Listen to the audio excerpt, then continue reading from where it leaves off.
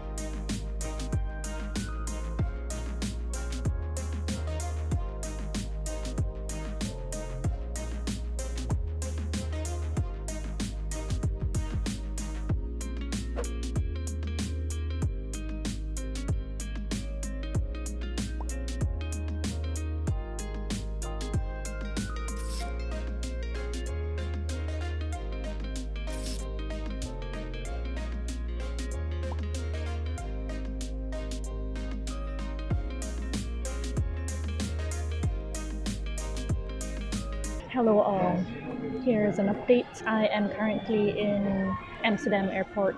It is actually more lively than the one in Glasgow. The Glasgow one was completely empty and everything was closed, but the one in Amsterdam actually has things open. Like right now I'm at Starbucks having a drink and settling in because my next flight is in 6 hours. So this is only a short bit of time of my journey to Malaysia, so it's just a waiting game at this point. Yeah. 2 hours later.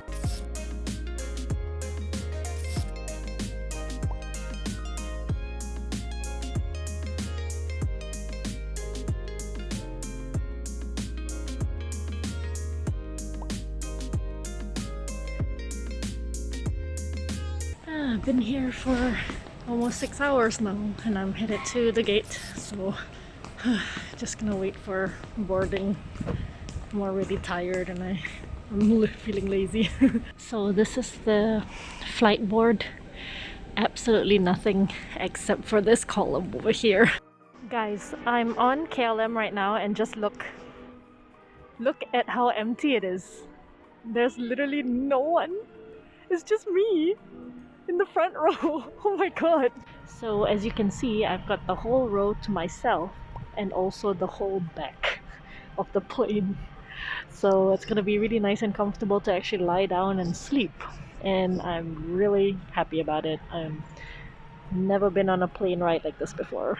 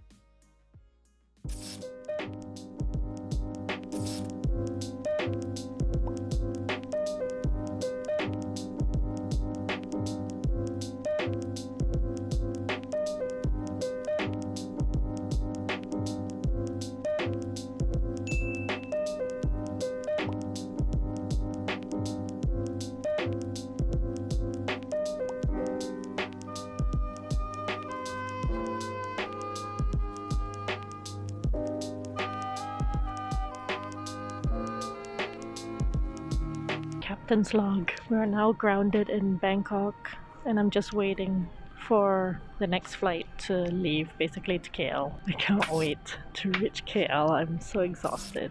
I tried to sleep last night, but you know, lying down was nice and stuff, but I couldn't get comfortable and my muscles started aching a lot, so I kept waking up. But it wasn't too bad. I mean, it was still comfortable compared to just like sleeping upright, I guess. I think this is the 10th hour after the flight already, and I've got another hour and a half to go to KL, and then I have to go and try and wait to get into my hotel that I booked as well, so we'll see how long that takes. 2 hours later.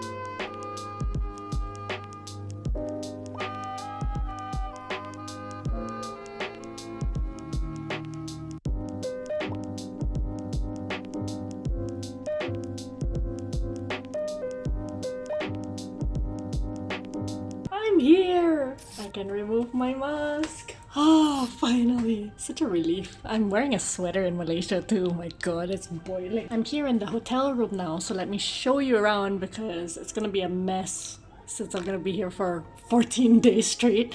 So I better show you before it is a complete disaster, okay? Here is the entrance and... ta-da! I mean, it's not what... Oh! Oh, I didn't realize the bathroom. I've got a tub! Yes! Yes! Yes! Oh my god! This is a really nice room! A waterfall shower. The best is this. The best is the tub. See, I've got some snacks here. Kit Kat, Snickers, cashew nuts. And Mr. Potato. Great stuff. Nice big bed as well. An office desk, which is great. I could just put my laptop here. And not a bad view either. I can actually see, I mean, you can't see it from here, but I can actually see KLCC from here. Wow, not bad. I mean, this is a highway, but also there's a decathlon across the road. That's interesting, but yeah. Wow.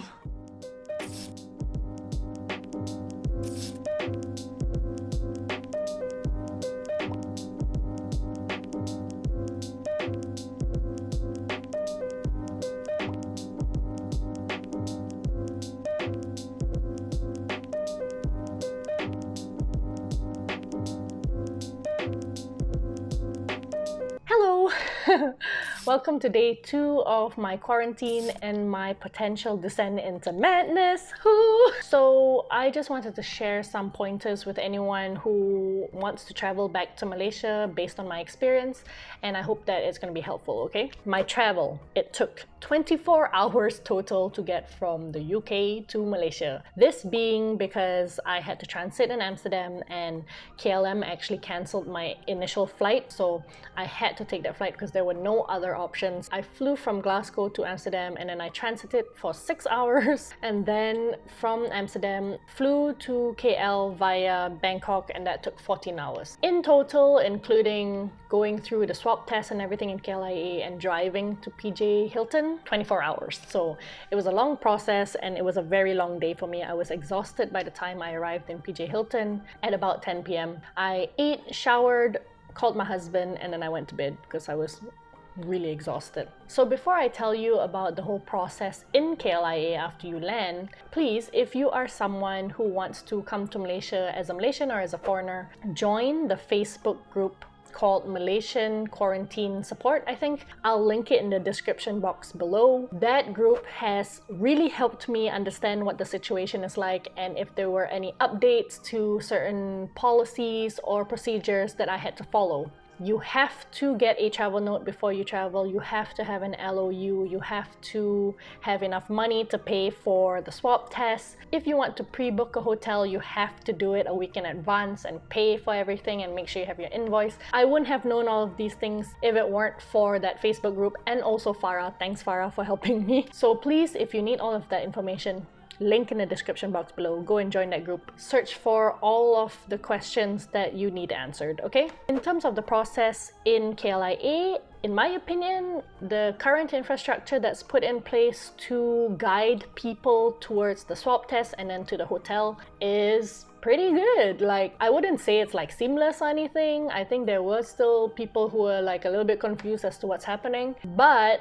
there was always someone there to help answer your questions and someone to guide you. So I think it's been done really well, and I'm impressed with how everyone's been working so well in KLIA, you know? It only took me an hour to get processed and everything as well, waiting for the swab test and paying for it and, you know, going through the queue, registering with my Sejahtera app and stuff. It was really quick. Yeah, I'm glad I wasn't part of the horror stories of waiting 8 hours in KLIA or anything. Like, it was really fast, so they actually streamlined it quite well. So in terms of my hotel to quarantine in, the total cost of my hotel was 250 ringgit a night plus the driver. So in total, it was 3,350 ringgit for 13 nights. And that is a little bit expensive. However, I chose to pay this much because I could book it in advance. And I just really wanted to have that security of knowing where I was going to stay. I didn't want to be randomly put in any hotel, okay? But if you are a little bit more brave and courageous than I am, you can obviously go for the cheaper option, which is 150 ringgit, and you will be randomly put into whatever hotel is on the NATMA list. Again, you can find this information in the description box below on the FB group, okay? There are also other options that are more expensive.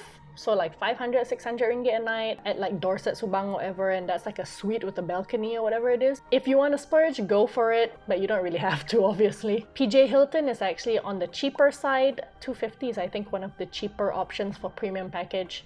And you know, it comes with like decent food. I've got a tub in my bathroom. I've got a really nice view. So I think it was worth it. I even paid for the driver, which comes in the whole package as well. That was 300 ringgit, and it was a limousine. It's not really a limousine, it's a taxi, okay? You know, they will transport you from KLIA all the way to PJ Hilton, and I think that that's worth it as well, because then you don't have to wait, take a bus or whatever it is, but only if that cost is comfortable to you. Or else, of course, you have the other option of like 150 a night, which is also a good option because you're gambling a little bit. You don't know where you're gonna get, but you might get like a super duper nice place as well. So up to you. In terms of delivery, in PJ Hilton itself, you can get like McDonald's and KFC and stuff delivered. There's a list, like 5 places that you can order from, which is not too bad. But if you have family and friends who want to send stuff to you, you can get them to deliver the goods to the reception with your name and your room number on it, and they will bring it up every day by 4 p.m. and it has to be dry food. That's like the rules that I have to follow. So my parents actually got me bahulu, look!